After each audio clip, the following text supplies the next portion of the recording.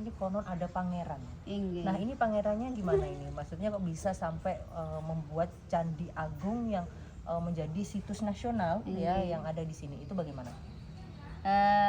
Pertama kali yang mempelopori yang mendirikan Candi Agung ini adalah Empu Jatmika dari Empu negara Jatmika. ya dari negara Keleng.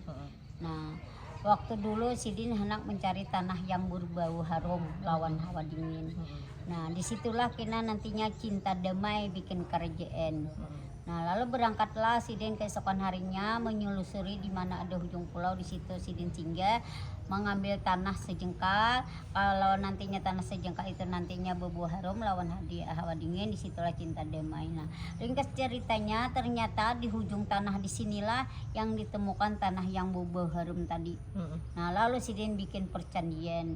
Setelah Sidin bikin percandian, lalu Sidin menaklukkan kerajaan-kerajaan kecil yang ada di kerajaan sekitar sini. Nah, lalu Sidin sudah takluk, lalu Sidin menubatkan lagi Sidin dinamai bikin kerajaan, nama kerajaannya Negara Dipa Kahuripan. Oh, Kahuripan. Negara Dipa Kahuripan sekitar abad ke-14 Masehi. Nah, jadi kerajaan negara Dipa Kahuripan ini terkenal dengan pusat perdagangan waktu dulu. Jadi kerajaan-kerajaan mana empat berdagang ya kita di sini. Nah, karena yang mendirikan tadi adalah saudagar kaya. Saudagar kaya. Nah, ini. Lalu yang pertama kali Sidin Empu Jatmika lah yang menjadi raja.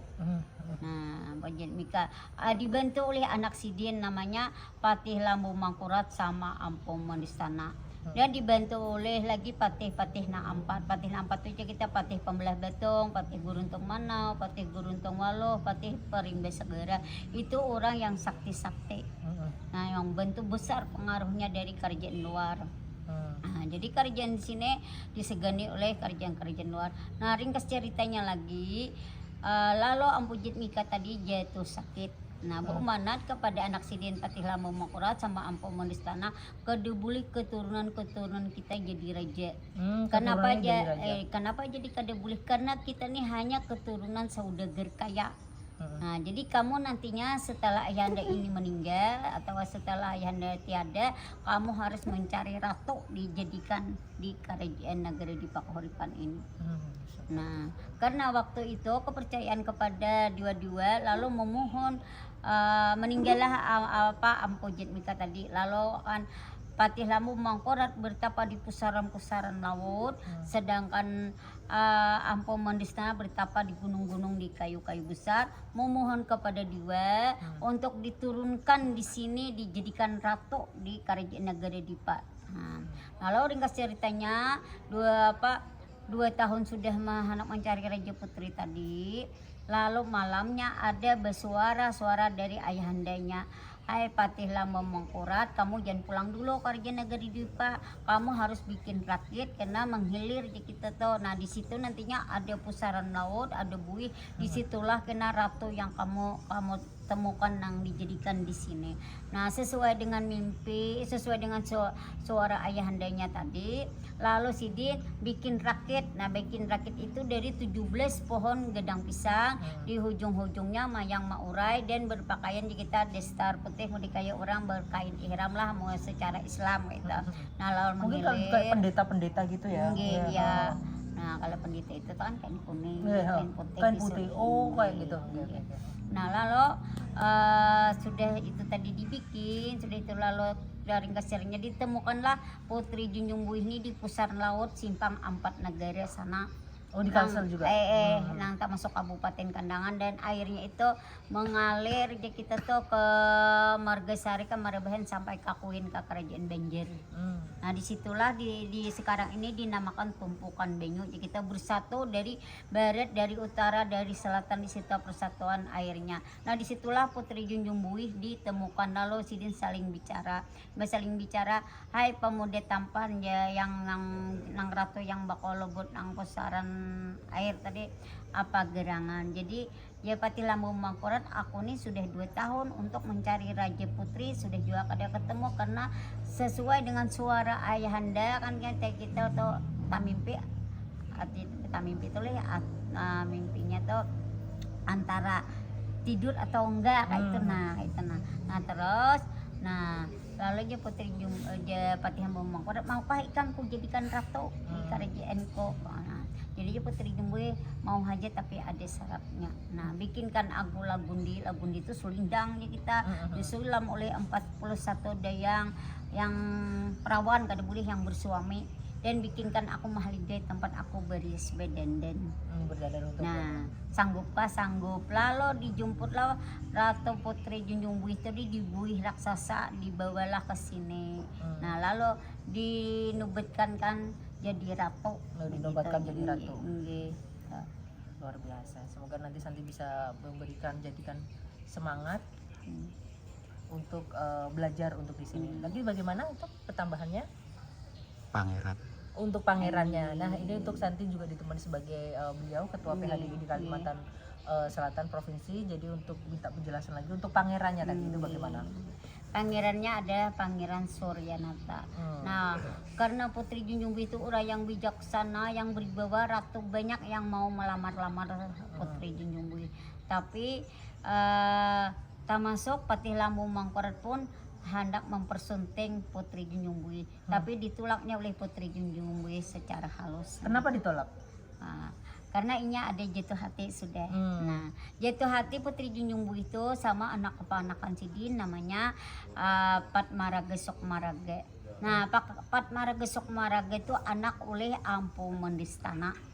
Nah, orangnya katakanlah si Kamber ya. Nah, terus Patmaraga Sukmaraga tadi sering main ke mahligai Putri Junjung Buih. Nah, Putri Junjung Buih pun sering menjatuhkan bunga sekapur sirih.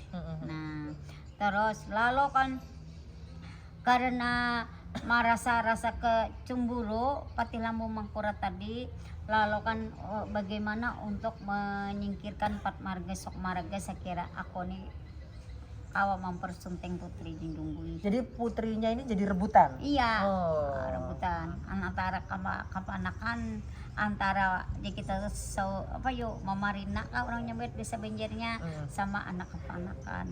Nah, terus itu lalu direncanakan Patmaraga Sukmaraga tadi diundang untuk meluntak ke Luok Badang Sanak. Nah, sebelum Sidin berangkat ke Luok Badang Sanak, Sidin menanam bunga. Jadi kita tuh Patmaraga menanam bunga mawar merah, sedangkan Sukmaraga menanam bunga mawar putih warnanya. Nah, berumanat kepada ayahanda Ampu Mendistana, bila bunga ini nantinya berjatuhan berarti pertanda kami, nasib kami kada baik di kita tuh. Oh, tidak baik. Tidak baik. Nah, karena paman mengundang, lalu dituruti berangkatlah keesokan harinya ke Luok Badang Sanak. Lalu ceritanya disuruh kita tuh menimbai lunta. Nah, ternyata lunta terkait di dalam air. Nah, terus lunta itu disuruh Patmaraga Sukmaraga tajun untuk kita tuh lunta yang terkait tadi. Nah, setelah tajun di air tadi, lalu Patmaraga Sukmaraga dibunuhnya oleh pamannya sendiri. Oh, dibunuh. Tinggi. Lalu terjadilah di sini Talaga Darah Ampu Mendistana.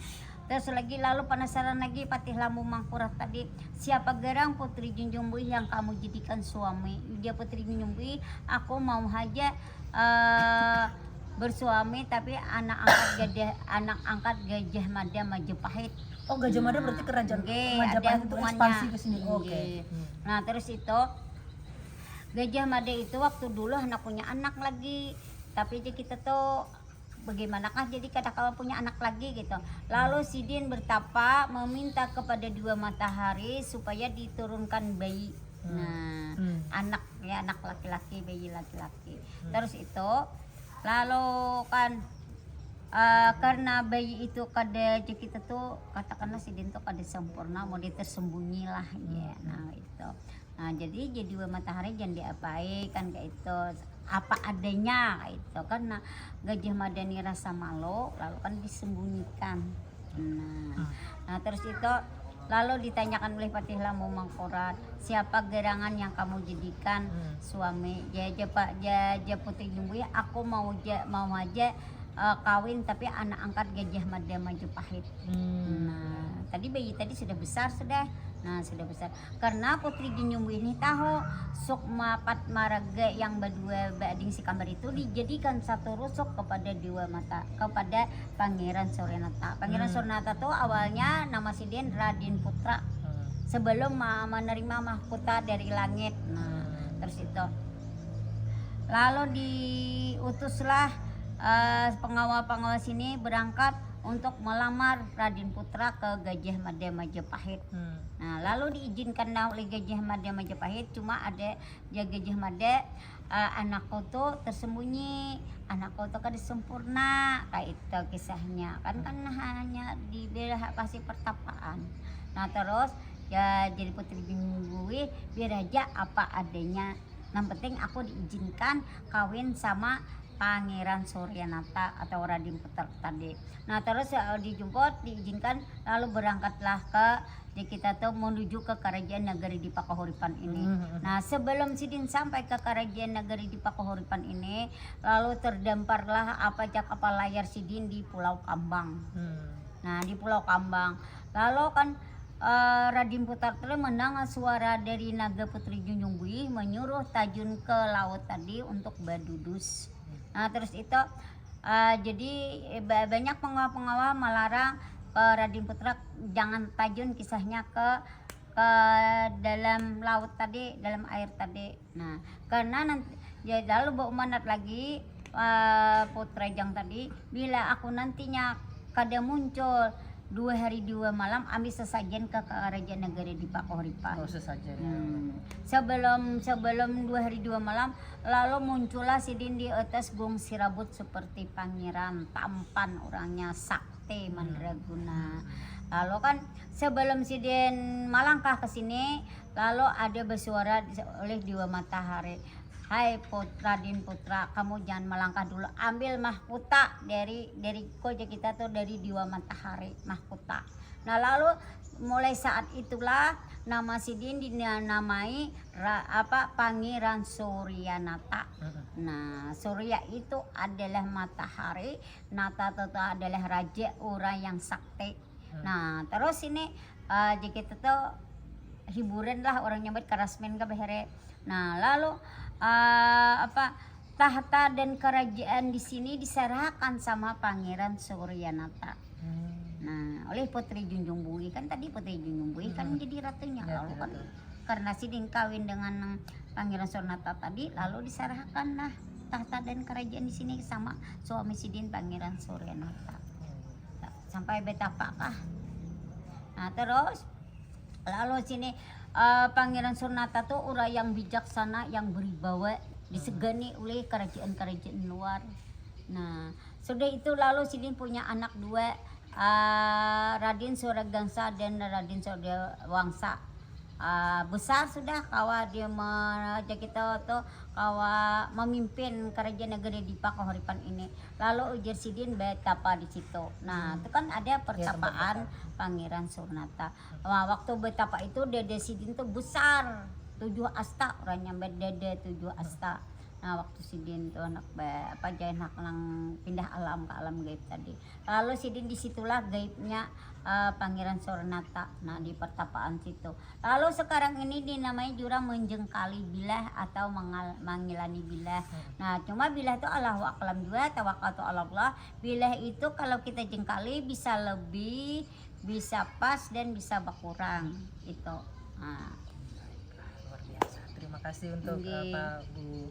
Ibu siapa Ibu Arbainah. Ibu Arbainah. Baiklah. Terima kasih. Nanti selanjutnya di channel YouTube Santi Dharma Chandra.